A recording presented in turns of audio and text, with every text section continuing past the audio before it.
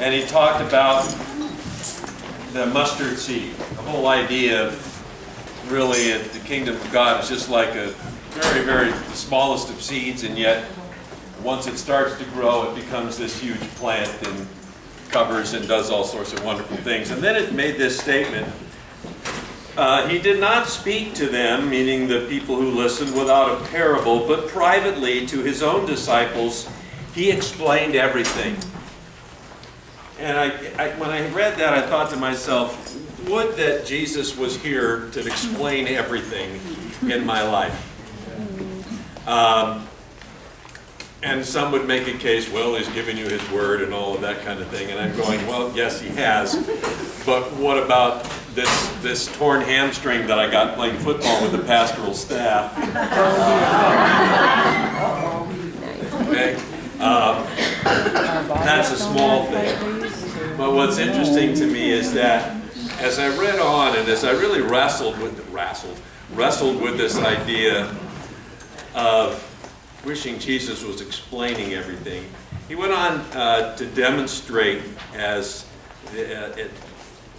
his disciples something very specific. On that day when evening had come, Jesus said to them, let's go across to the other side. And so leaving the crowd, they took him with them in the boat, just as he was. And other boats were with him. And a great windstorm arose, and the waves were breaking into the boat, so that the boat was already filling. You're familiar with the story. But he was in the stern, asleep on the cushion. And they woke him and said to him, Teacher, do you not care that we are perishing? And he awoke and rebuked the wind and said to the sea, Peace, be still. The wind ceased, and there was a great calm. Jesus said to them, Why are you so afraid? Have you still no faith? And they were filled with great fear and said to one another, Who then is this that even the wind and sea obey him? Out of this whole story, the line that stands out to me, I think it's because I read it someplace else, so I give credit if I remembered who said it, but anyway. There's one sentence in this whole thing, and it says, and other boats were with him. Seems like an innocuous little statement. Why is it there? Because in reality, here's Jesus asleep in a boat, and the storm raises up. Those who were with Jesus were just as panicked as those who were in the other boat. But the people in the other boat weren't able to say to Jesus, hey, come on, wake up, we're dying here, right? And they didn't hear Jesus get up and calm the waves and tell them, hey, where's your faith? They were just kind of in the midst of the storm, and all of a sudden the storm stopped. And they kept it on going, not knowing and understanding anything that Jesus had just done.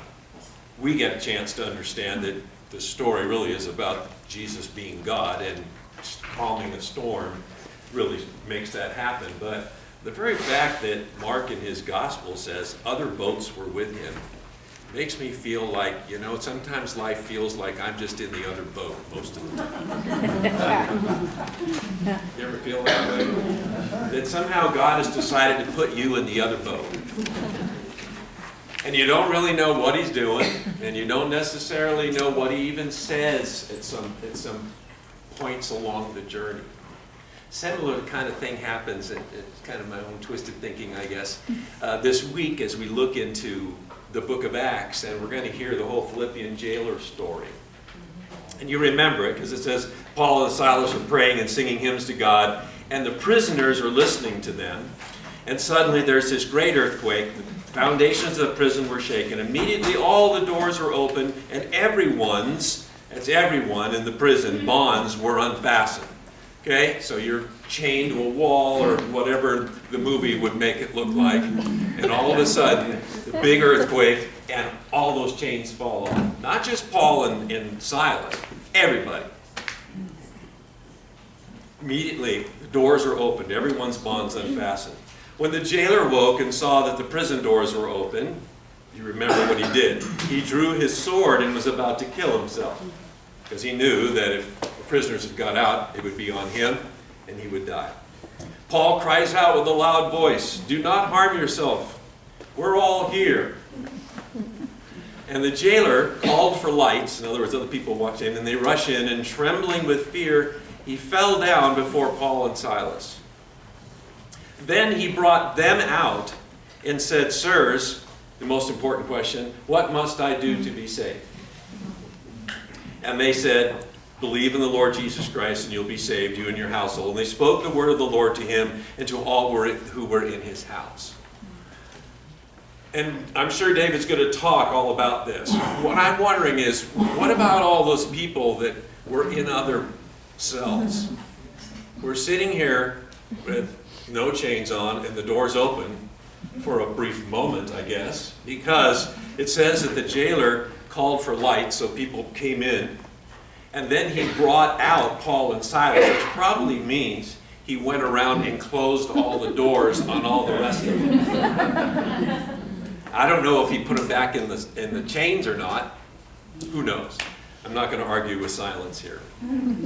But what strikes me is, if I was one of those guys in another cell, and I'd been listening to Paul and Silas praying and praising God, and all of a sudden this earthquake comes and everything that I'm chained with falls off. Jailer comes in, he closes the door on me, but we know that he takes Paul and Silas out. And I'm sitting here wondering, were they sitting there kind of going, is he coming back? Do I get to come out too now? You know, I mean, is it just them, or hello? You know, I just kind of hear, I just kind of feel that whole thing. Point here I'm trying to make is this.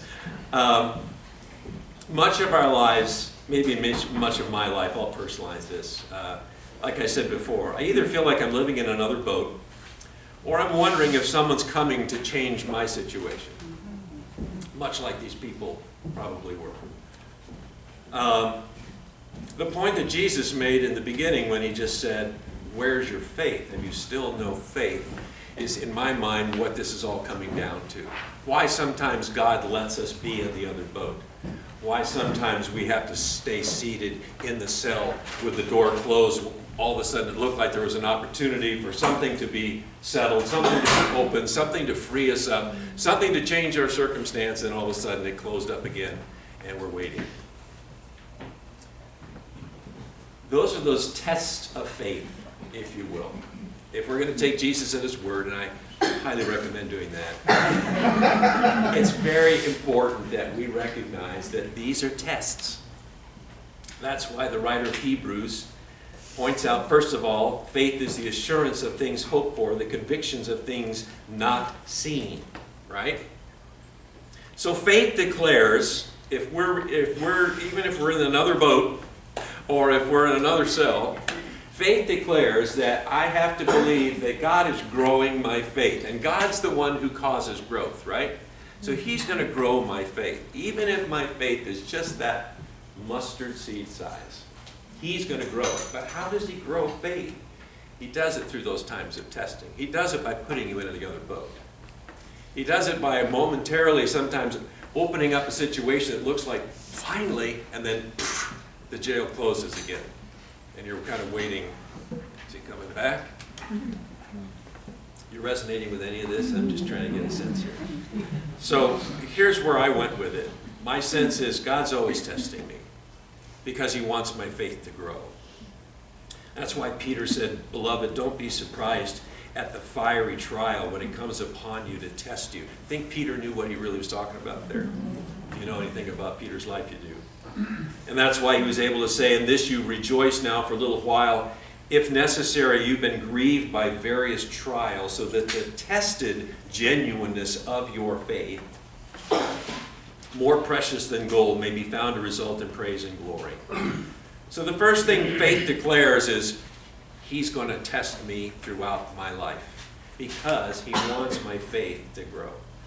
But the second thing faith declares is that he knows my best path. He knows the best way for me to get there. That's why Job said this, and I think it's really good. Job 23, "Behold, I go forward, but he's not there, and backward, but I don't perceive him. On the left hand, when he is working, I don't On the left hand, when he is working, I don't behold him. He turns to the right hand, but I don't see him.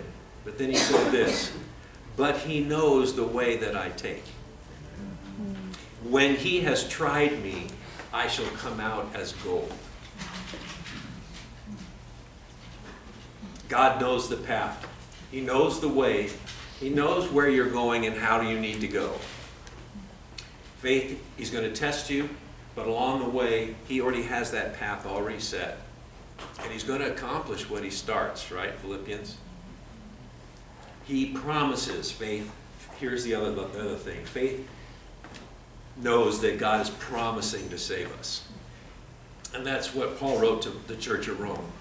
Not only the creation, but we ourselves, who have the first fruits of the Spirit, we groan inwardly as we wait eagerly. Do you want to get that?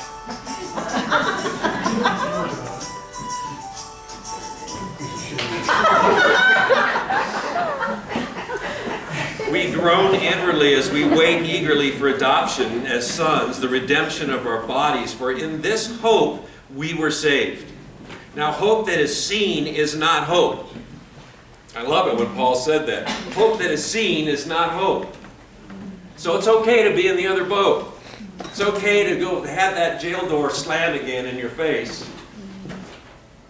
Because what is being tested is the hope that you have of salvation. And that hope is in a God who never changes and in a Christ who lives. For if we hope for what we do not see, we'll wait for it with patience. And that's what God's asking us to do. And why Jesus himself said to Thomas, have you believed because you've seen? Blessed are those who have not seen and yet have believed. Some of you are waiting to see something miraculous happen in your lives. Some of you are waiting to see something miraculous happen in somebody else's life that you're concerned about. Some of you are waiting for rescue.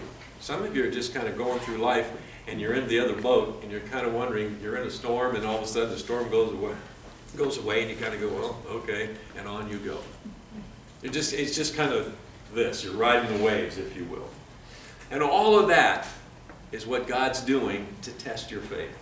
But know that in the testing, he knows the best way to get you there. He knows the path.